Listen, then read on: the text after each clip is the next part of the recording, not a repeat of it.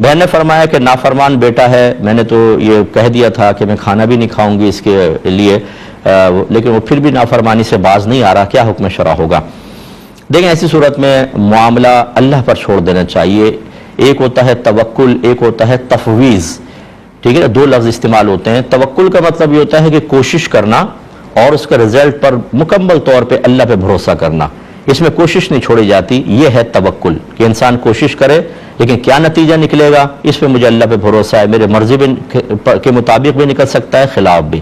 اور تفویض کا مطلب یہ ہوتا ہے کہ انسان کوشش بھی چھوڑ دیتا ہے اور ٹوٹل اللہ پر بھروسہ کرتا ہے۔ تو بعض صورتیں ایسی ہوتی ہیں جیسے نبی کریم صلی اللہ علیہ وسلم حضرت ابو بکر صدیق رضی اللہ تعالی عنہ کے ساتھ جب ہجرت کے لیے نکلے اور غار ثور میں تشریف لے گئے اور کفار انتہائی قریب تھے، اور صدیق اکبر رضی اللہ تعالی عنہ نے خدشہ ظاہر کیا، رسول اللہ اگر یہ نیچے دیکھ لیں تو ہمیں دیکھ لیں گے۔ سرکار نے فرمایا لا تحزن ان اللہ معنا، آپ غم نہ کیجئے، بے شک اللہ تعالی ہمارے ساتھ ہے۔ دیکھیں کوئی تدبیر اختیار نہیں کی، معاملہ اللہ پہ چھوڑ دیا، یہ تفویض کہلاتا ہے۔ اب آپ کے لیے میرے گزارش یہ ہے کہ آپ تفویض پر عمل کریں، اللہ پر معاملہ چھوڑ دیں۔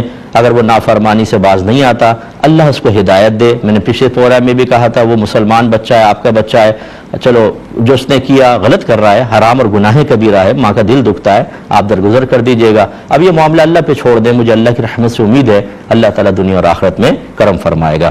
اور انہوں نے کہا کہ کفارہ جو ہے جیسے روزے وغیرہ کا کفارہ دینا ہو، قسم کا کفارہ، تو جتنا ایک قسم کا کفارہ بنتا ہے کہ ہم ایک شخص کو اگر قیمتاً ادا کر دیں تو کیا ادا ہو جائے گا؟ تو جی بالکل ادا ہو جائے گا، آپ اس کو کسی کو دے دیں تو انشاءاللہ جیسے وہ مالک بنے گا آپ کا کفارہ ادا ہو جائے گا۔